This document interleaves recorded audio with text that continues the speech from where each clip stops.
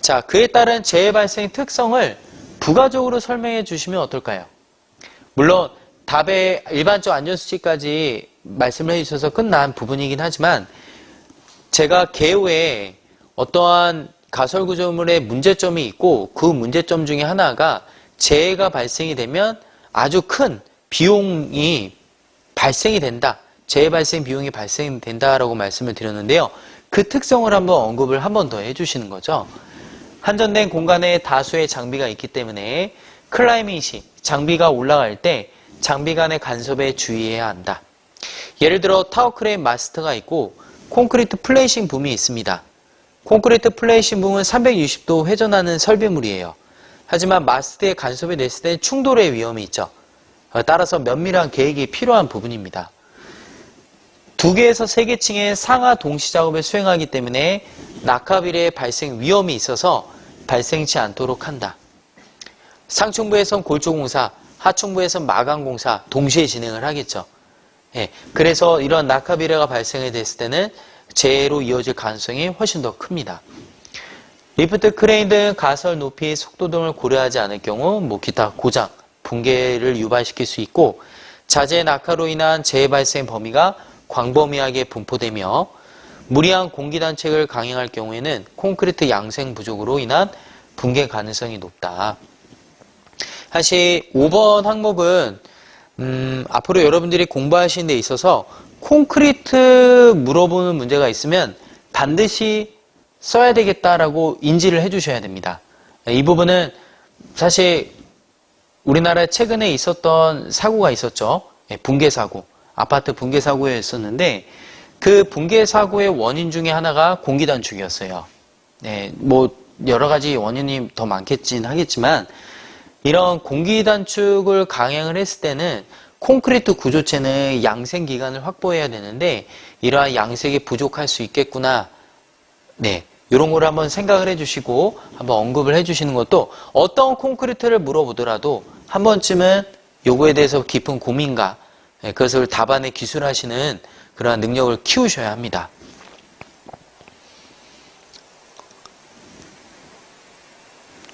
다음 작업의자형 달비계입니다. 작업의자형 달비계는 지난 2021년 산업안전보건 기준에 관한 규칙이 일부 개정이 되면서 추가 생긴 조항 내용입니다. 생겼던 이유가 있겠죠, 여러분. 실제로 그때 한 해에 사고가 굉장히 많이 발생이 됐고요. 작업의자형 달비계는 근로자분들이 아무래도 탑승하는 작업대예요. 쉽게 더 부가적으로 설명을 드리면 아파트에서 외벽에 도장 공사를 수행하시는 분들이 주로 탑승하는 작업대입니다. 이러한 달비계는 어떻게 만들어져 있냐면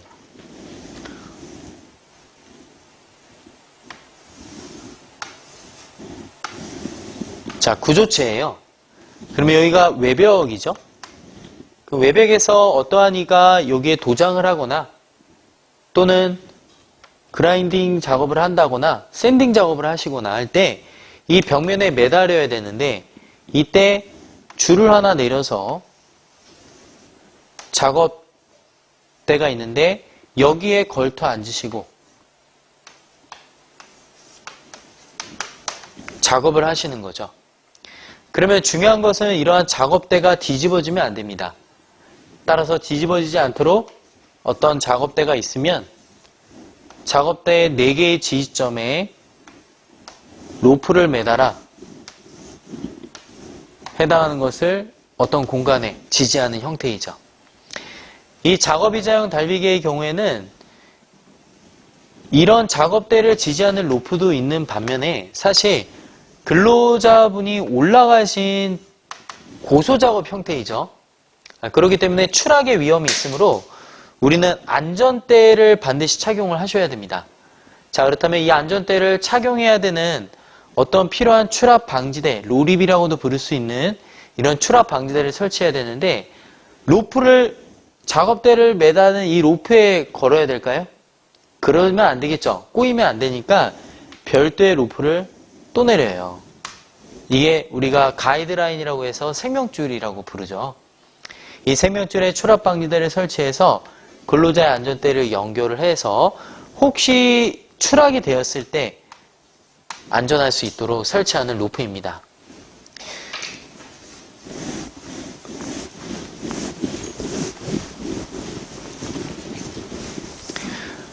공부를 하시다 보면 제가 여러분들께 드리고 싶은 말씀은 산업안전보건 기준에 관한 규칙 만화로 보는 것이 있습니다. 필요하신 분들께서는 직접 산업안전보건공단에 문의를 해서 받으셔도 되는데 사실 이게 구하기가 많이 어려워요. 그래서 다운은 누구나 다 받으실 수 있으니까 다운을 받으시고 제본을 해주시기를 당부드리겠습니다.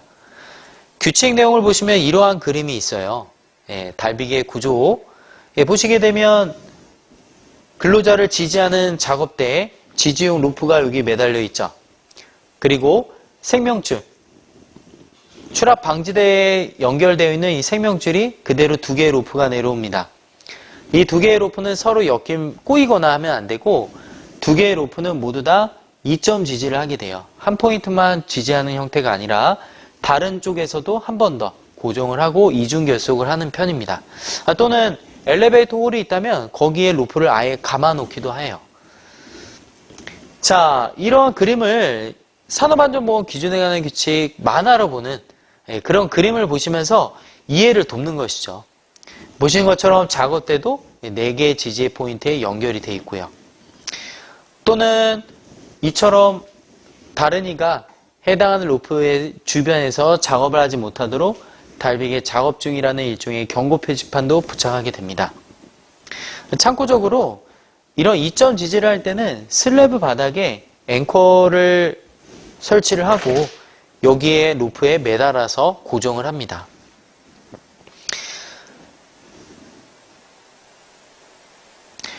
자, 작업이자용 달비기의 산업안전보건 기준에 관한 규칙 내용을 그대로 제가 교재에 수록했습니다.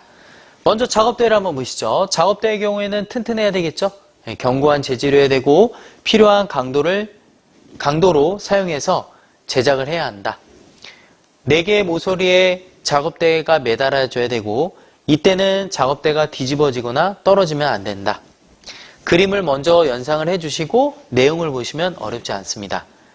따라서 항상 공부를 하실 때는 사실 지문이 많기 때문에 바로 지문을 보고 암기하시기보다는 그림을 연상을 하시면서 그림이 좀 이해가 안 되시다면 산업안전보건 기준에 관한 규칙 만화로 보는 그 책을 꼭 다운을 받으셔서 참고를 하시면서 같이 지문하고 연계해서 내용을 보시면 되겠습니다. 작업용 섬유로프에 콘크리트에 매립된 고리, 건축물의 콘크리트 또는 철제 구조물은 2개 이상의 견고한 고정점에 풀리지 않도록 결속한다. 이때는 보통 이중 결속을 많이 하고 있고요. 작업용 섬유로프와 구명줄 2개의 로프가 있는데 이 2개의 로프는 서로 다르게 결속이 돼야 되겠죠. 한 묶음에 2개의 로프는 묶을 수는 없습니다. 그렇게 되면 서로 꼬이기 때문에 반드시 어느 정도 이격을 둬야 되고 근로자 야중을 견딜 수 있을 정도의 강도를 가진 작업용 섬유로프, 구명줄 고정점을 사용한다. 자, 그리고 중요한 점은 있죠. 작업을 하고 탑승하신 근로자가 직접 줄을 잡아 끌거나 이동을 하시는 거죠. 자, 그래서 근로자가 작업대를 연결해서 하강하는 방법으로 작업을 하는 경우에 근로자의 조정 없이는 작업대가 하강하지 않도록 한다. 이러한 작업용 섬유로프, 구명줄, 생명줄에 결속된 고정점의 로프는 다른 사람이 건드리지 못하도록 제3자에 대한 풀지 못하게 해서 일종의 경고 표지를 부착을 한다. 이제 마지막으로 작업용 섬유로프와 구명줄이 어떤 건물이나 구조물의 끝부분에 날카로운 부분이 아무래도 단부가 취약하잖아요. 그래서 사실 그림을 다시 한번 보시게 되면 이런 모서리에 보호 덮개라든가 보호관이라든가 보호 패드를 부착을 시켜서 줄이 마모가 되지 않도록 관리하는 것이 중요하죠. 실제로 이게 마모가 돼서 끊어지는 재해 사례도 빈번히 발생했고요. 작업이자용 달비기는 아직 최근에 법안이 개정이 되었던 부분이고 신규 추가된 부분이기 때문에 올 한 해 나오지 않더라도 언젠가는 반드시 출제될 수 있는 부분입니다. 그래서 이거는 필히 꼭 기억을 해주시기를 당부드리겠습니다. 예상 문제예요. 예상 문제. 자, 그 다음 작업 의자형 달비계와 달대비계인데요. 이것은 많은 부분들이 헷갈려 하셔서 제가 한번 따로 정리해 왔습니다. 앞서 보셨던 작업 의자형 달비계는 근로자가 탑승하는 탑승대입니다. 하지만 달대비계는 철골 공사를 수행할 때 사용하는 가설대예요. 둘 다 근로자가 탑승하긴 하지만 작업 의자형 달비계는 이런 외벽, 도장, 청소, 코킹 작업을 할 때 외벽에서 공사를 수행할 때 주로 이용을 하고 이때 지지용 로프는 직경 22mm 이상 또한 사용하는 생명줄, 수직 생명줄의 경우에는 직경 16mm 이상입니다. 달줄, 달포대를 사용해서 작업 의자형 달비계를 이용을 하고요. 이 달비계는 작업 지지용 로프나 수직 생명줄은 해당하는 작업 높이, 바닥까지 충분히 닿도록 로프를 사용합니다. 이러한 특징이 있고 달대비 경우에는 어떤 철골 빔이라는 것이 있는데 그 빔에 달대비계를 거는 거예요. 네, 건 형태에서 근로자가 빔을 타면서 이동을 하시다가 어떤 볼트를 체결하기 위해 작업 공간이 있어야 되잖아요. 이때 그 달대비계에 딱 걸터 내려앉으신 다음에 달대비계에 딱 서서 그 상태에서 볼트를 체결하시거나 어떤 기타 용접을 하실 때 주로 이용을 하죠. 그래서 지지대 철근은 다이아 19 이상, 만약에 철선을 사용할 때는 소선 8번 선 4가닥 이상을 사용을 합니다. 그때 설계는 안전열 8 이상으로 적용을 하고 종류는 전면형, 통로형, 상자형 이것도 종류도 인터넷에도 많이 있긴 한데 부가적으로 한번 설명을 한 거지 핵심은 산업안전보건 기준에 관한 규칙입니다. 예, 철공사를 할 때 하고 분명한 거는 작업의자형 달비계랑은 구분이 된다. 이것도 내가 알고 있다라는 것도 가미시켜주면 좋겠죠. 네, 그래서 한번 내용을 한번 살펴주시고요. 다음은 와이어로프 안전계수, 달비계 안전계수 적용치입니다. 이것은 지난 면접 시험의 기출입니다. 물어볼 때 달비계 안전계수, 와이어로프 안전계수 두 가지로 구분을 했기 때문에 분명히 원인이 있을 거다라고 생각을 해주시고 공부를 해주실 때 해당하는 부분을 별도로 구분을 지어서 암기를 해주셔야 됩니다. 이 개수는 제가 산업안전보건 기준에 관한 규칙을 가져온 것을 정리해 드린 거예요. 곤돌라형 달비계를 제외하고 달비계 안전계수는 와이어로프와 달기강선은 10 이상이고요. 그 다음에 달기체인, 달기훅은 5 이상입니다. 기타 달기강대와 달비계의 하부 및 상부 지점의 안전계수는 강제일 경우에는 2.5 이상, 목재의 경우에는 5 이상입니다. 반면에 양중기, 어떤 물건을 매달아서 들어 올릴 때 사용하는 달기구의 안전계수예요. 어떻습니까? 둘 다 똑같이 달기 와이어로프죠.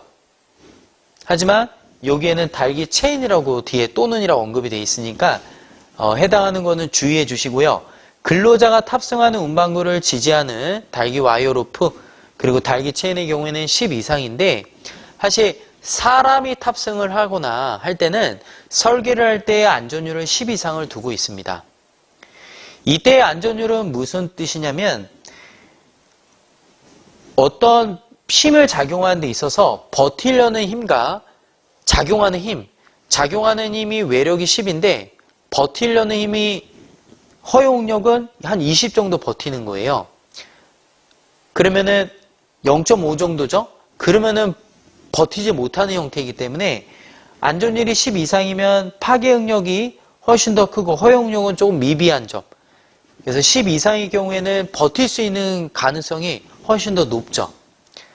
따라서 사람일 때는 10 이상을 주로 적용을 합니다. 사람 인체를 보호한다라고 하면 안전율 10 이상을 적용하고요. 하지만 앞서 보신 달대비계의 경우에는 8 이상이었죠. 그래서 이거 헷갈리지 마시고 잘 구분해서 암기해 주시기를 당부드리겠습니다. 자, 그 다음에 화물, 물건을 지지할 때는 5 이상이에요. 사람은 10 이상, 물건의 경우에는 5 이상. 기타 사용하는 양중기에 사용하는 달기구, 훅, 샤클, 클램프, 기타 사용하는 리프팅 빔의 경우에는 3 이상입니다. 리프팅 빔은 리프팅 디바이스라고 해서 철골 빔 같은 경우에요. 이럴 때는 안전율 3 이상, 그 밖의 경우에는 4 이상.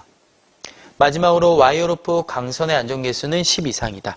이것은 표준안전 작업 지침을 제가 내용을 한 번 더 가지고 와서 정리해 드린 부분인데 이것을 반드시 구분해서 암기를 해주시고 물어보았을 때는 구분을 지어서 말씀을 해주시면 됩니다.